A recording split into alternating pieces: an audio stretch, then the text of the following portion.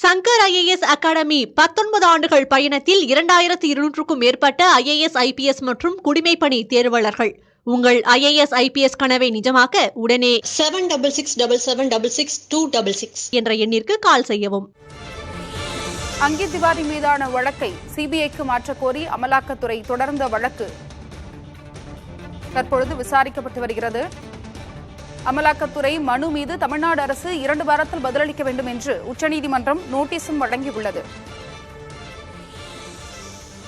கூடுதல் விவரங்களை வழங்குவதற்காக செய்தியாளர் நிரஞ்சன் இணைப்பில் இருக்கிறார். நிரஞ்சன், தற்பொழுது அங்கித் திவாரி மீதான வழக்கு விசாரணைக்கு வந்துள்ளது. தமிழக அரசு இதற்கு 2 வாரத்தை பதிலளிக்க வேண்டும் என்று கூறியுள்ளது. இதனுடைய கூடுதல் விவரம் என்ன? அதாவது இந்த அங்கித் திவாரி தொடர்புடைய அமலாக்கத்துறையினுடைய அதிகாரியாக இருந்து லஞ்சம் பெற்ற புகாரில் தமிழ்நாடு லஞ்ச ஒழிப்புத்துறையினரால் கைது செய்யப்பட்டுள்ள அதிகாரி அங்கித் திவாரி அவர் தொடர்புடைய அனைத்து விவரங்களையும் தங்களுக்கு தர வேண்டும் என்றும் அமலாக்கத்துறை அந்த அதிகாரியை விசாரணை செய்வதற்கு அனுமதிக்க வேண்டும் என்றும் தமிழ்நாடு அரசிடமிருந்து வேறு மாநிலத்திற்கோ அல்லது CBI விசாரணைக்கோ இந்த விசாரணையை மாற்ற வேண்டும் என்று கோரி அமலாக்கத்துறை சார்பாக உச்சநீதிமன்றத்தில் மனு தாக்கல் செய்யப்பட்டிருந்தது. ஏற்கனவே இந்த கோரிக்கைகள் சென்னை உயர்நீதிமன்றத்தால் தள்ளுபடி செய்யப்பட்டிருந்த நிலையில், நிராகரிக்கப்பட்டிருந்த நிலையில் உச்சநீதிமன்றத்தில் மேல்முறையீடு செய்யப்பட்டிருந்தது. இந்த மேல்முறையீட்டு மனு மீதான விசாரணை உச்சநீதிமன்ற நீதிபதிகள் சூரியகாந்த் மற்றும் விஸ்வநாதன் ஆகியோர் அடங்கிய அமர்வு முன்பு விசாரிக்கப்பட்ட போது அமலாக்கத்துறையின் மீது தமிழ்நாடு அரசு சரமாரியான குற்றச்சாட்டுகளை முன்வைத்தார்கள். குறிப்பாக வெளிப்படைத்தன்மையுடன் செயல்பட வேண்டிய ஒரு அமைப்பு அதற்கு மாறாக அரசியல் பழிவாங்கும் நடவடிக்கையாகத்தான் இவர்கள் இருக்கிறார்கள். எதிர்கட்சிகள் ஆளக்கூடிய மாநிலங்களில் மட்டும் இத்தகைய போக்கினை அவர்கள் கடைபிடிக்கிறார்கள். அதே நேரத்தில் அவர்களது அதிகாரி ஒருவர் ஒரு ஊழல் செய்தோ லஞ்சம் பெற்றோ மாட்டிக்கொண்டார் என்றால் அவரை காப்பாற்றுவதற்கான வேலைகளில்தான் அமலாக்கத்துறை இருக்கிறது என்ற குற்றச்சாட்டை முன்வைத்தார்கள். தமிழ்நாடு மட்டுமில்லாமல் குஜராத், மத்திய பிரதேசம் உள்ளிட்ட சத்தீஸ்கர் உள்ளிட்ட பல மாநிலங்களில் இவ்வாறு லஞ்சம் வாங்கியும் எதிர்கட்சியினரை மிரட்டியும் அரசுக்கு எதிரானவர்களை சிக்க வைப்பதற்காக மிரட்டல் விடுத்து ஊழல் புகார் மற்றும் லஞ்சம் வாங்கிய புகாரில் ஏராளமான அமலாக்கத்துறை அதிகாரிகள் கைது செய்யப்படுகின்றனர். அந்த பட்டியலையும் எங்களால் கொடுக்க முடியும். ஆனால் இப்படி இருக்கும் பொழுது அவர்களை காப்பாற்றும் வேலையில்தான் அமலாக்கத்துறை ஈடுபடுகிறது என சரமாரியான குற்றச்சாட்டுகளை முன்வைத்தார்கள். அதற்கு அமலாக்கத்துறை சார்பில் ஆஜரான மத்திய சொலிசிட்டர் ஜெனரல் துஷார் மேத்தா கடுமையான எதிர்ப்பினை பதிவு செய்தார்.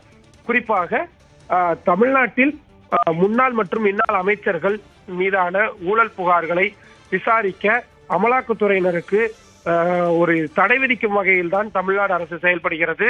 தற்பொழுது சிட்டிங்கில் இருக்கக்கூடிய நிறைய அமைச்சர்களுக்கு எதிராக அமலாக்கத்துறையினர் விசாரணையை நடத்தி வரும் நிலையில் அவற்றையெல்லாம் சீர்குலைக்கும் வகையில் இவர்கள் செய்கிறார்கள் என்ற மறைமுகமான குற்றச்சாட்டையும் தமிழ்நாடு அரசு மீது அமலாக்கத்துறையும் முன்வைத்தார்கள். 2 தரப்புமே அரசியல் ரீதியிலான குற்றச்சாட்டுகளை முன்வைக்க தொடங்கியவுடன் அதனை நிறுத்திய நீதிபதிகள் இந்த விவகாரத்தில் அமலாக்கத்துறை அதிகாரி அங்கித் திவாரி தொடர்பான பறிமுதல் செய்யப்பட்ட ஆவணங்கள், அவரிடம் விசாரணைக்காக என்னென்ன விஷயங்கள் எல்லாம் வாங்கப்பட்டிருக்கிறது போன்ற விவரங்கள் அனைத்தையும் அபிடவிட்டாக பிரமாண பத்திரமாக தாக்கல் செய்ய தமிழ்நாடு அரசுக்கு உத்தரவு என்பது பிறப்பிக்கப்பட்டது. அமலாக்கத்துறை சார்பாக தொடரப்பட்ட மனு மீது 2 வாரத்தில் பதிலளிக்கவும் தமிழ்நாடு அரசுக்கு உச்சநீதிமன்றம் உத்தரவு பிறப்பித்துள்ளது. அதைவிட மிக முக்கியம், இது போன்ற விவகாரங்களில் விசாரணை என்பதை வெளிப்படையாக இருக்க வேண்டும் என்று நாங்கள் விரும்புகிறோம். இந்த விஷயத்தில் மத்திய அரசும் மாநில அரசும் சுமூகமாக பேசி ஒரு முடிவுக்கு வர வேண்டும் என்ற ஒரு முக்கியமான ஒரு கருத்தையும் முன்வைத்திருக்கிறார்கள். தமிழ்நாடு அரசை பொறுத்தவரை அமலாக்கத்துறை, CBI ஆகியவை நடுநிலையுடன் நடந்து கொள்ளவில்லை. எனவே இந்த விஷயத்தை, இந்த வழக்கை CBIக்கு மாற்றக்கூடாது என்ற வாதத்தை தெள்ள தெளிவாக முன்வைத்தார்கள். தற்போதைக்கு வழக்கு எதுவும் மாற்றப்படவில்லை. ஆனாலும் கூட நீதிபதிகளுடைய கருத்து என்பது மிக முக்கியமானதாக இருக்கிறது. தமிழ்நாடு அரசின் குற்றச்சாட்டும் மிக முக்கியமானதாக இருக்கிறது. அங்கித் திவாரி வழக்கு உச்சநீதிமன்றத்தில் விசாரணைக்கு வந்துள்ளது. தமிழக அரசிற்கும் அமலாக்கத்துறைக்கும் இடையே காரசார வாதம் நடைபெற்றுக் கொண்டிருக்கிறது. உங்களுடைய கூடுதல் தகவலுக்கும் நன்றி நிரஞ்சன்.